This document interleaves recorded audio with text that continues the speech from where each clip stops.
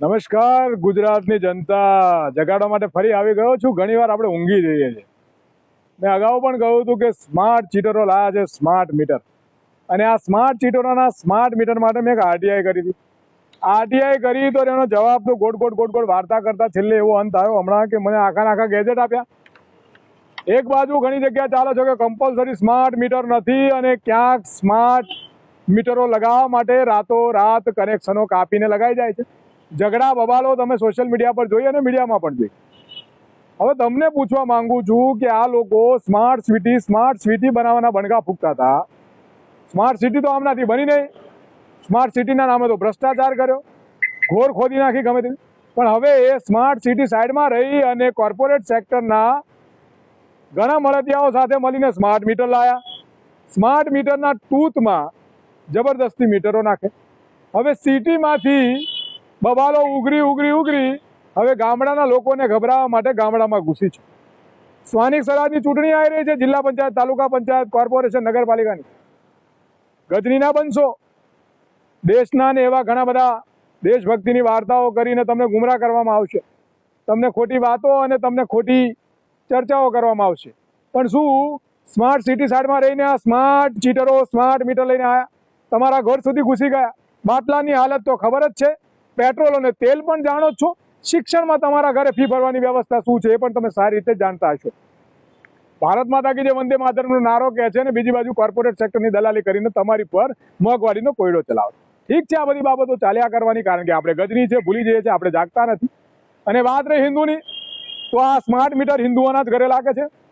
આ ગેસના મોંઘા બોટલ હિન્દુઓ જ ભરાવા પડે છે. પેટ્રોલ ને ડીઝલ તો આપ જાણો જ છો. હિન્દુ કરીને આ સત્તામાં બેસવા જનારા બિંદુઓ, સત્તા લાલચુઓ તમારા ખિસ્સા કાપી અને તમારા છોકરાઓના, તમારા પરિવારના ભવિષ્યને કંઈકમય અંધકારમય બનાવવાની પ્રયત્ન કરી રહ્યા છે. ઠીક છે બધી બાબત. પણ હવે આ સ્માર્ટ મીટરો, જે સ્માર્ટ ચીટરો લાયા છે, એમના વિરુદ્ધ આ ગેજેટ પ્રમાણે એક અભ્યાસ કરીને અમે અને ઘણા બધા આગેવાનો જેવા જે લડી રહ્યા છે, લખન દરબાર હોય બરોડાથી લડી રહ્યા છે, અમદાવાદથી જે મિત્રો લડી રહ્યા છે, સુરત અને રાજકોટમાં જે મિત્રો લે, તમામ જગ્યાએ અમે પ્રેસ કોન્ફરન્સ કરીશું ને આપ સૌને મળવા પણ આવીશું અને આપણે હાકલ પણ કરીશું. ગામડાની ભ્રોડી પ્રજાના ઘરમાં ઘૂસીને જબરદસ્તી મીટરો લગાવવાનું શરૂ થઈ ગયું છે. સ્માર્ટ સિટીના બન્યા પણ સ્માર્ટ મીટરો સિટીમાં ઘરે કનેક્શન કાપીને લગાવવા માંડ્યા છે. બચવું હશે અને સમજવું હશે તો ભેગું થવું પડશે અને ક્રાંતિ માટે હંમેશા આગળ આવવું પડશે. ઘરે બેઠા ન્યાય ના મળે. ઠીક છે, આપણાને બીજાના ઘરે ભગતસિંહ બનાવવા છે, પણ ક્યારે પોતે પણ ભગતસિંહ બનવાનું વિચારો, બુદ્ધિથી લડો. સરકાર સત્તાના જોરે તમને દબાઈને તમારી ઘરે સ્માર્ટ મીટરો લેવા ફિક્સ કરી દે છે. જબરદસ્તી એમના નિયમો પડવાઈને તમને લાઈનમાં ઊભા રાખે છે. આપણે ભેગા થઈને કેમ આ સત્તા જ ના બદલી નાખીએ, તો લાઈનમાં પણ ના ઉભરું પડે અને આ સ્માર્ટ ચીટરોથી પણ બચી જઈએ અને સ્માર્ટ મીટરોથી પણ બચી જઈએ. તો આવો સાથે મળીને કરીએ અને આ સ્માર્ટ ચીટરોના સ્માર્ટ મીટરની પૂરી વિગત લઈને થોડા દિવસોમાં આપણી વચ્ચે આવીશું. તમે મારી વાતથી સહમત હો તો માનસિક ગુલામીમાંથી બહાર આવજો.